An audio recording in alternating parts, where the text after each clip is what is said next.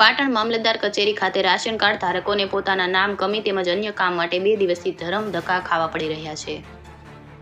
પાટણ મામલતદાર કચેરી ખાતે આવેલ એટીવી વિભાગ સ્ટાફ જણાવ્યું કે સરકારી વેબસાઇટ પર ઓનલાઈન એન્ટ્રી કરતા એરર આવી રહી હોય, રાશન કાર્ડની કામગીરી બંધ છે।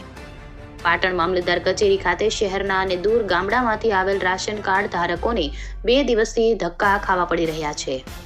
પાટણ મામલતદાર કચેરી ખાતે રાશન કાર્ડ ધારકોના ધક્કા ખાવા પરથી લોકોએ કહ્યું, વિવિધ યોજનાઓ લાભ આપવાની વાત કરતી સરકાર ઓનલાઈન એરર દૂર કરવામાં નિષ્ફળ બની, અમે હેરાન પરેશાન થઈ ગયા। પાટણ મામલતદાર કચેરી ખાતે રાશન કાર્ડ સુધારા વધારા એરર આવી લોકો થઈ રહ્યા પરેશાન, ઉભરો ઠાલવી રહ્યા અને કહ્યું કે ગુજરાત સરકાર અને પાટણ જિલ્લા વહીવટી તંત્ર વિકસિત ભારત યાત્રા યોજનાઓના પ્રચાર પ્રસાર કાર્યક્રમોમાં વ્યસ્ત, પણ કચેરીઓમાં પ્રજાલક્ષી કામ બંધ પડે છે, તે સમસ્યાઓ દૂર કરવા માટે સમય નથી। રિપોર્ટર રાજુ જોશી, પાટણ।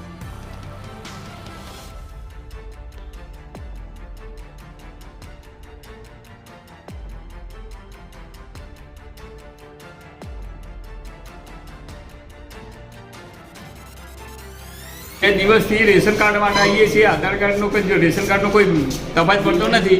શું કરવા આવો છો? શું કામ માટે? શું કરાવવાનું માટે? એટલે રિંગ કરવા માટે અને ચાલુ કરવા માટે। તો શું કહે છે અહીંયા? અહીંયા તો બંધ જ બતાવે હે ને।